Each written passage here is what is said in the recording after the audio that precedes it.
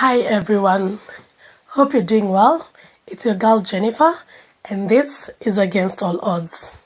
Welcome to another exciting conversation where we explore things that touch on mental health.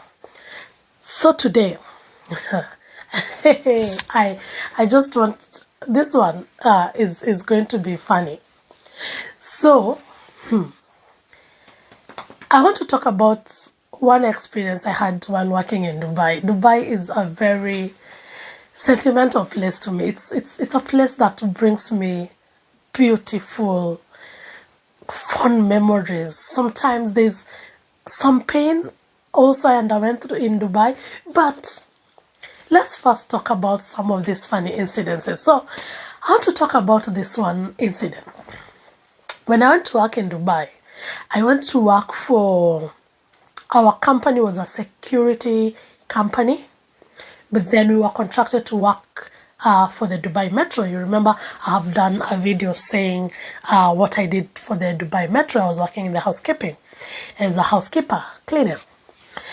So when I went to this company, I think my company, the ratio of men to women was like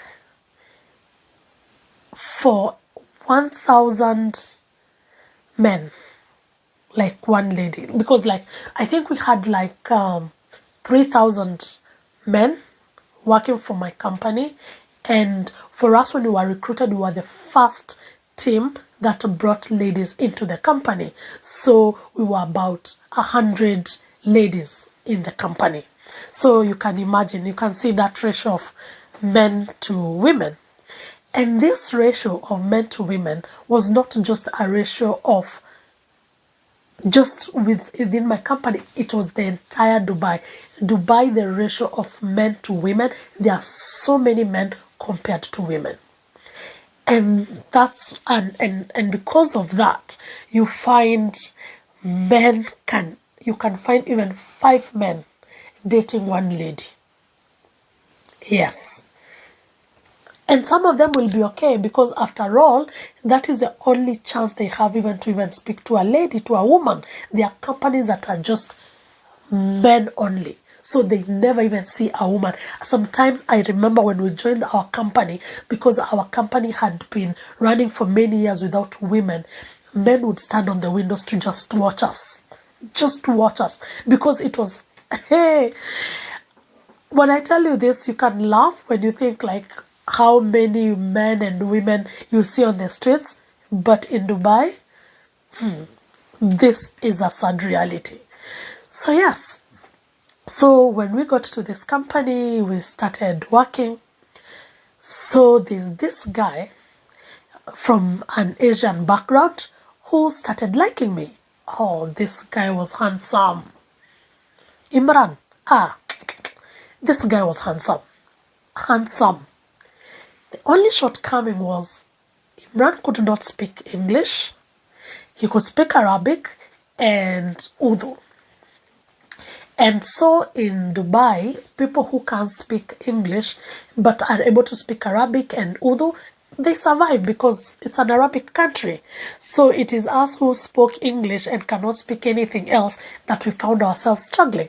But when you get to that country, you just get a way of communicating. You start speaking in broken English, you start learning some few words like share, little by little, like you learn some Urdu words, some Arabic words, some Hindi words, because those are the main languages that interact. So yeah, so this guy likes me and he was a driver for the company. So there was no way this guy, you don't know that somebody likes you until now you start thinking, okay, every time I pass a certain place, this guy is always somewhere. Is it a coincidence that I always meet this guy? Then I realized this guy likes me because at first he started when he's very far. You'd always see him from afar. Then sometimes he got the courage to even start waving. Then he started coming closer. Then sometimes now he even started saying hi. Then then when he's talking, sometimes he'll say, name kya hai? Name kya hai is in Hindi meaning, what's your name? Then Maronam Jennifer, then you say, because I had learned to at least to introduce myself. So at least he knew. Then I asked him his name. Then he told me his name is Imran. Then I knew at least he's Imran and he knows I'm Jennifer. Then at least the next time he will come and say, hi Jennifer. In Arabic they don't say Jennifer, they say Jennifer. So hi Jennifer. Then I'm like, hi Imran. And then I don't know, there's this thing in people, and I think I saw that a lot in Dubai. When somebody is trying to say something, so they keep on doing their hand like this. It's like they're thinking, what do I say, what do I say? So he would always be doing this, and then until he would say something, then if I don't understand, and you know, Asians, they speak with their heads. So he'd say something and then shake his head. Then he'd say, no, malum, malum. Malum is, do you understand? Do you understand? In Arabic. So it was very, for me, the things that when you're a lady, and the guy is trying to woo you, the things he will do, and you think how this guy is making effort to try and communicate, but he's not able to communicate, and you'd find that funny. So I found that funny. And for me, it's not like I liked him, it's just that effort of what he's trying to, but I acknowledge he was really handsome. He was really, really handsome. So definitely, who doesn't want to be talked to by a cute guy? But now when the cute guy is struggling to even say something to you, you know, you wonder what to do. But this, I think there's something about love. When somebody loves you, they will do everything like to try and find out. So I don't know whether he would go and Google words and try to find a way of interpreting them, and because every time we met he would have advanced, he would have found another word other than now hi. Sometimes he'd ask how day, meaning how was your day? Then I'm like good. Then he sometimes he'd ask me Arabic malum, meaning, do you understand Arabic? Then I say Mafi Arabic, because I mean, like, I don't understand Arabic, I don't know any Arabic. Then he'd wonder, so what next? Because now he thought if I could speak Arabic, then, because, like, what next to say? So this was the situation. So this one went on for some time until he found the words to just show me that he's interested in me and he wants us to have a relationship. And then for me, being me and knowing what I like to go for, so first I needed to know our spiritual affiliations, because are we able to match? So spiritually we were two different religions. I was Christian, he was Muslim. So I knew that would be even would be a barrier, would struggle, you know, because we come from two different belief systems. Then the other thing, he was a smoker. For me, I didn't want to date somebody who smokes, because I don't smoke, so I didn't feel comfortable. But again, how will we ever even communicate? Because now already we are struggling to communicate. So for me, I just wanted him to be a friend, because you don't have to date everybody who asks to date you, but you can be friends, because yeah, he's a good person. If so he wasn't a bad person, like, generally as a person, but now to date, because in Dubai, when some of the people want to date you, they want to date you till they can marry you, because I've told you women are scarce. So if you get a good woman, and when you're a woman you get a good man, definitely you want to hold on to them. So clearly for me and him and Imran, then the relationship couldn't have worked, but we could be friends. So for me, I told myself, for me, we'll be friends. But I think for him, because he kept on bumping into me, kept on talking to me. So I think he concluded that this one is my girlfriend. It's okay. She's my girlfriend, or even if she's not really my girlfriend, yes, I really like her. So it's when somebody has started liking you, it's the more you know them, it's now the more you get to understand them. So as I got to understand Imran, I realized this guy was so jealous. He was a jealous guy, very possessive. Because in the company we had people from Uganda, Tanzania, Kenya, Africans who are working men. So sometimes you'd find like the Kenyan men, the Tanzanian men who speak Swahili. It's not like they're interested in you, but they see you as their sister. You come from the countries, common countries. So definitely you're the same skin color. So definitely they want to talk to you. So when Imran would see anybody talk to me, other than him and it's a man, oh, he would be jealous. And the only way he would express his jealousy is like if we are standing somewhere and talking, he would just be pacing back and forth.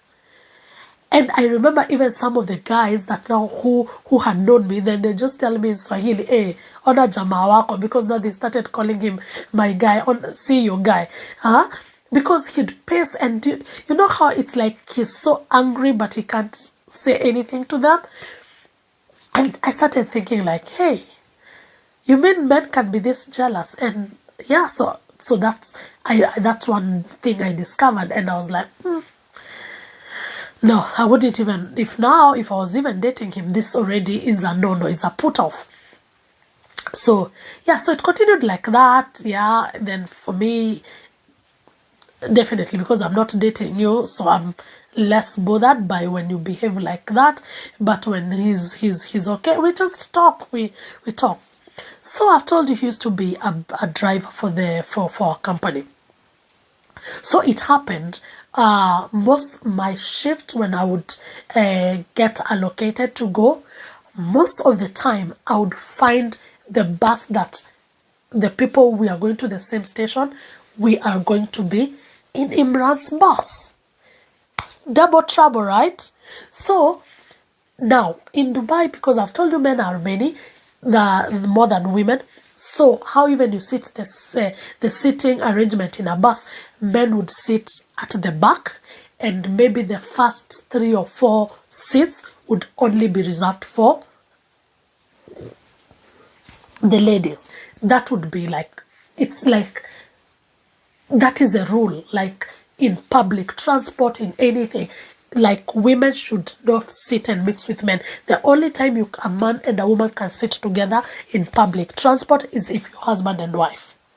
But if you're not, the trains, the buses had compartments where women and children sit, and then the rest of the bus or the transport you're using, the train, men sit.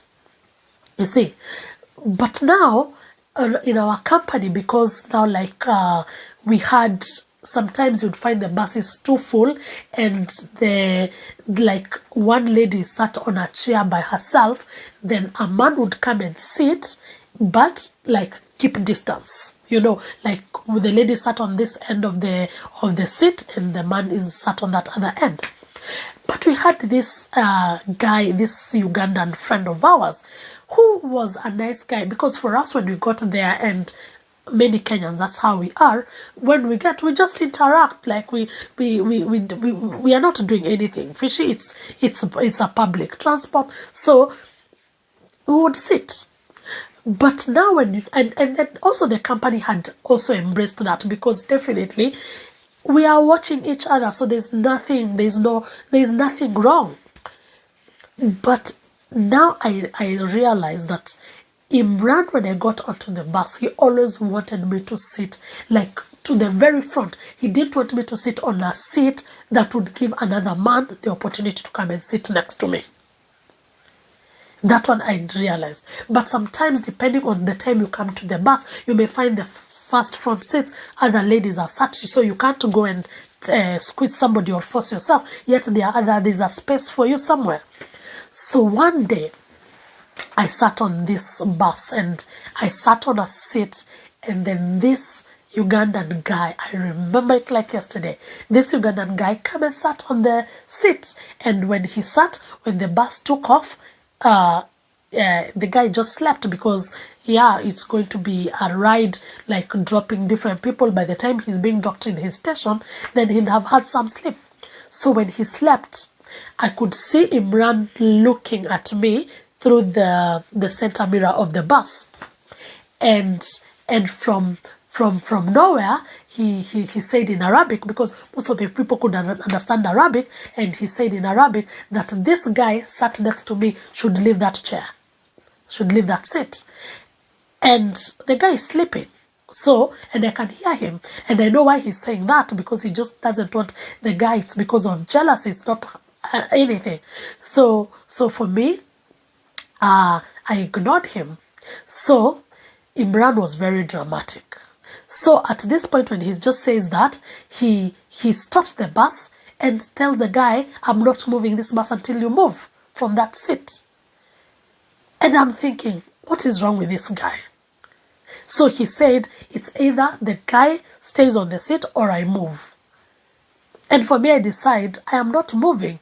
And the guy is like, even him is not moving, because at the end of the day, he doesn't understand what is the problem. You see, and even for me, I'm thinking like, what's the problem, And I'm thinking like, you guy, you can't just bring your insecurities here. We are going to work. Hey. If you're a Christian, the Bible says God is a jealous God. Hey, love makes people jealous. This guy, from nowhere, when he realized I'm adamant to move, his love for me turned into insults. Remember, we are on the bus. The bus is packed like this. So this guy, just because he has feelings for me, now has chosen to take it to another level. You're insulting me. As who? When this guy started insulting me, that's when I felt he has crossed his boundaries. He has crossed his boundaries. I told him, who are you to insult me? Then he has asked me that time, because we've been in the company at least for long enough. So now at least he has some English that he can use and communicate. So he says, what to do? Asking me, what will you do? I told him, Imran, don't dare me. He asked me, what will you do? And then I want to give you a little background. That time, when Imran is doing this, our company had gotten to a place where we had started having very toxic drivers. So the drivers that had crushes on ladies, this would be like now the scenario. And you see, the drivers of the company used to have a higher pay than us. So the drivers became like, they treated like the buses are their property, and they could do anything they wanted. So sometimes if the driver of the bus has a thing going on with a certain lady, and if that lady does not accept to the advances, if they come to pick you in the station, if they realize you have delayed a little bit, they could leave and you're left. So that it's like an indirect way of punishing you.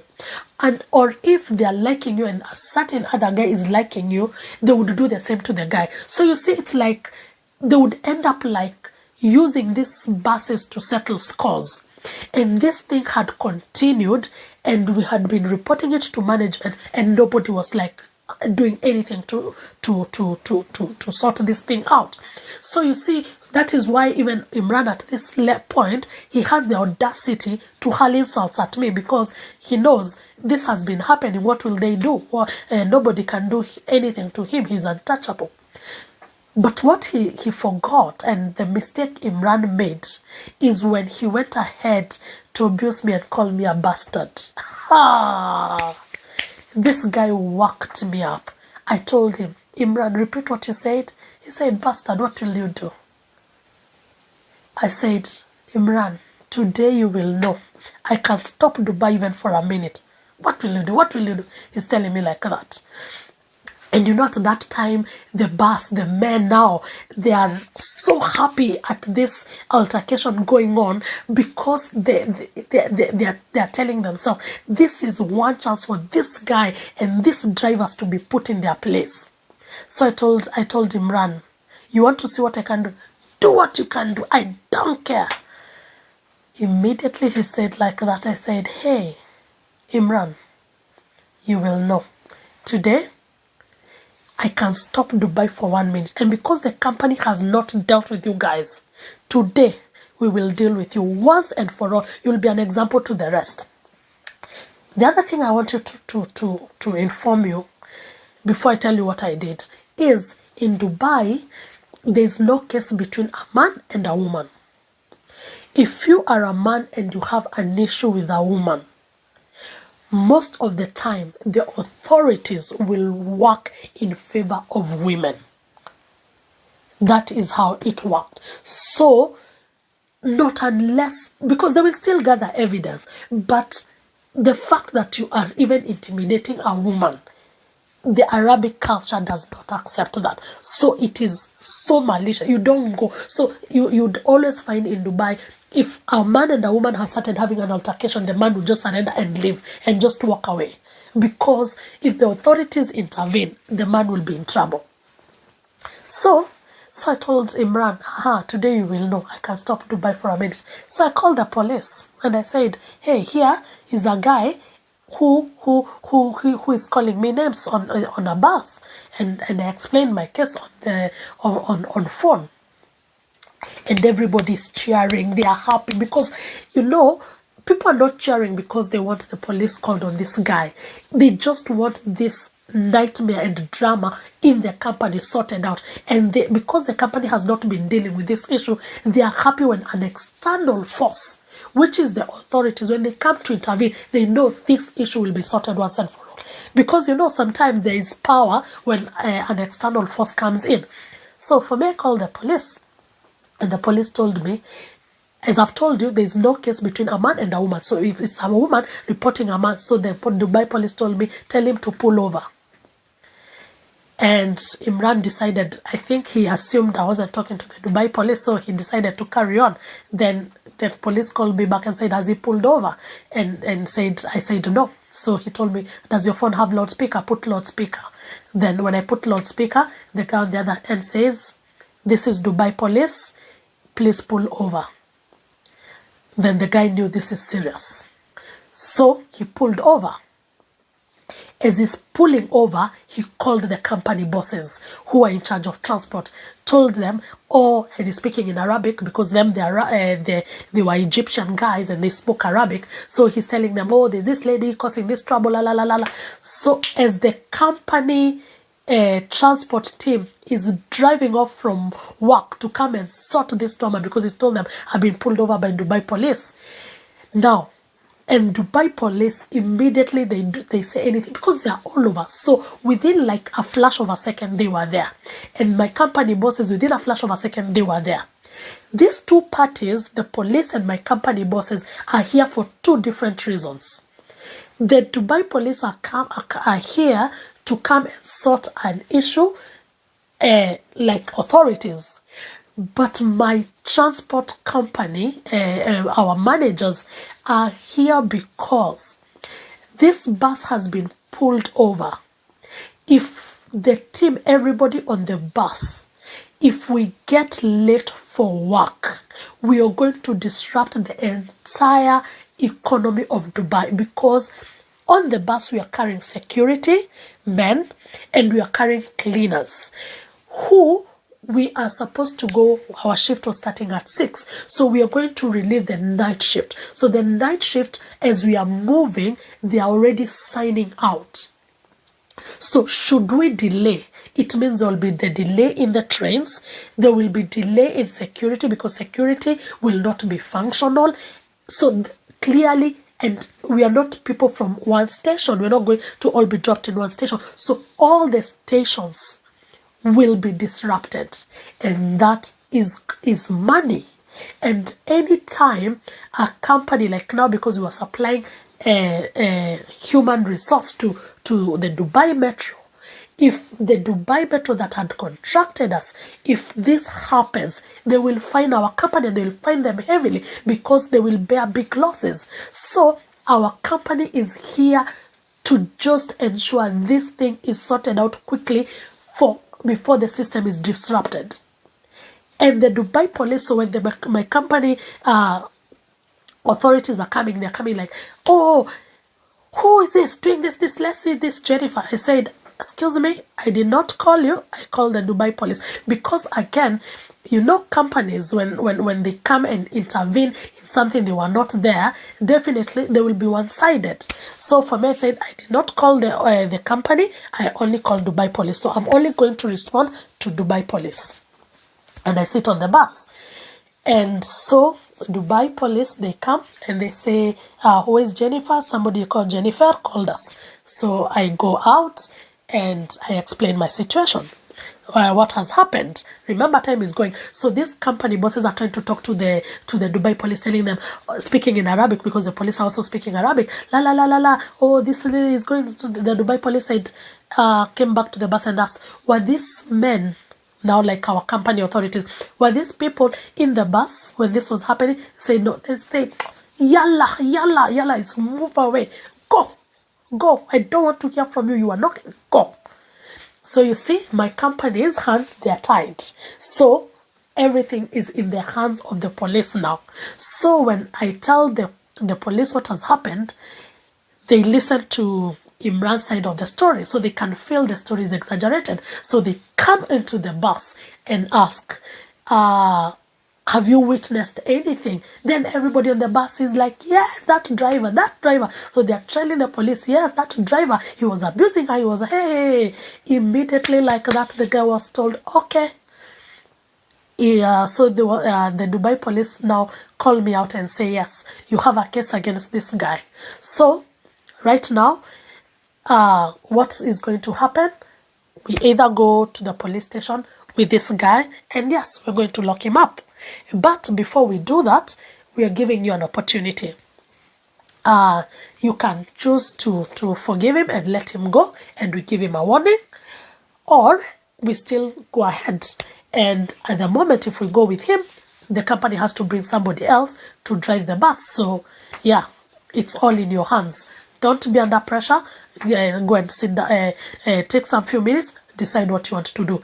When the company guys are trying to speak, the police are like, we told you, do not speak to us.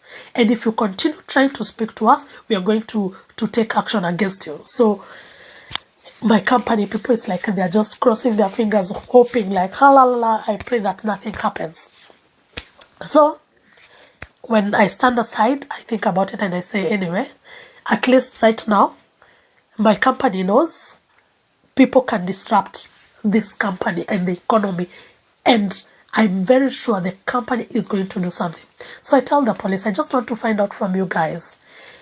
Because we might go, I want to forgive this guy, and because you're going to give him a warning, but I want to find out, should the company, when I go back to the company, should the company start mistreating me because of this? What do you want me to? Don't worry, call us again. Call. Don't worry, they shouldn't scare you, nothing. So I said, okay, for that reason, yeah, I'm going to let him slide, but warn him never to call me names again. So the police are left with him. They gave him a warning, a verbal warning, talked to him and stuff like that. Then they went to the company and told the company, yes, should you go and do anything to this girl and she calls us, we will come and we will deal with you guys. So it's after that, the bus is released. And that's how we went to work. And indeed, I disrupted the economy of Dubai, at least for a few minutes. And because of that disruption, that day when we went back to the accommodation to the company, they had a meeting with the drivers, had a meeting with our representatives. And I promise you, that was the last time drivers ever left anybody in a station, drivers ever called anybody names, drivers ever misbehaved. And it was not just the drivers. It was like the management knew. We have employed people who know their rights, and in case we tamper with anybody's rights, we are not above the law. Just because we can speak Arabic and others cannot, So I feel I did something that I believe up to date, yes, I'm very sure that standard was set, and people really after was so happy, and they thanked me, and they could always see like, yeah, nowadays at least we are not being intimidated by our administration. We are not being intimidated by the drivers, even ourselves as staff. We are not intimidating each other because people know action can be taken against you. So in all this, what do I want to say?